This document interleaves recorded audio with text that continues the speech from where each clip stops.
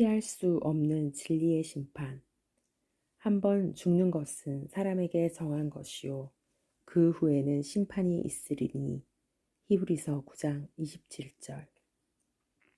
모든 사람은 마지막 하나님의 심판을 받게 되어 있습니다. 마지막 날 하나님의 심판이 있음을 알고 살아가는 것이 매우 중요합니다. 그러나 어떤 사람들은 하나님은 사랑이시며 심판의 하나님이 아니라고 말합니다. 이러한 사람들은 모든 사람들에 대해 관용하고 용납하면서 하나님의 마지막 심판을 생각하지 않으려 합니다.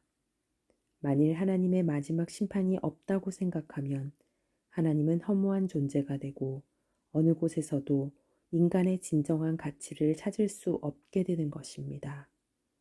성경은 하나님의 심판에 대해 몇 가지로 말합니다. 먼저, 하나님의 심판은 진리에 따라 이루어집니다. 이런 일을 행하는 자에게 하나님의 판단이 진리대로 되는 줄 우리가 아노니, 하나님의 심판은 진리에 기초하여 우리의 존재 가치와 행위에 따라 이루어집니다. 하나님은 진리이시고 의로우시기 때문에 모든 것을 그의 공의로 판단하시고 진리에 따라서 심판하십니다.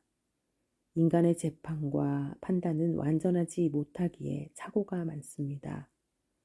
미국에서 흑인 소년이 한 재판관의 잘못된 판결로 17년간 감옥 생활을 하다가 변호사의 끈질긴 소송과 법정 싸움 끝에 무죄 석방되어 나온 일이 있었습니다. 이 청년이 감옥에서 보낸 17년이라는 고귀한 시간과 그의 삶을 누가 어떻게 보상해 줄 수 있겠습니까? 완전하지 못한 인간 법정의 재판에서는 오판이 나올 수 있습니다. 그러나 하나님의 심판은 그의 진리에 따라 판결하기 때문에 완전하고 실수가 있을 수 없습니다. 하나님의 심판을 피할 사람은 아무도 없습니다. 이런 일을 행하는 자를 판단하고도 같은 일을 행하는 사람아, 내가 하나님의 판단을 피할 줄로 생각하느냐?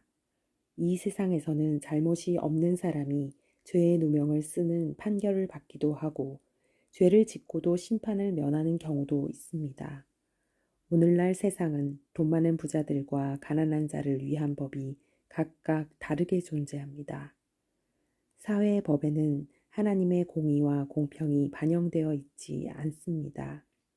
그래서 사람들은 하나님의 심판을 받지 않는다고까지 생각하게 된 것입니다. 그러나 성경은 그 반대로 한 번 죽는 것은 사람에게 정한 것이요 그 후에는 심판이 있으리니 라고 가르칩니다.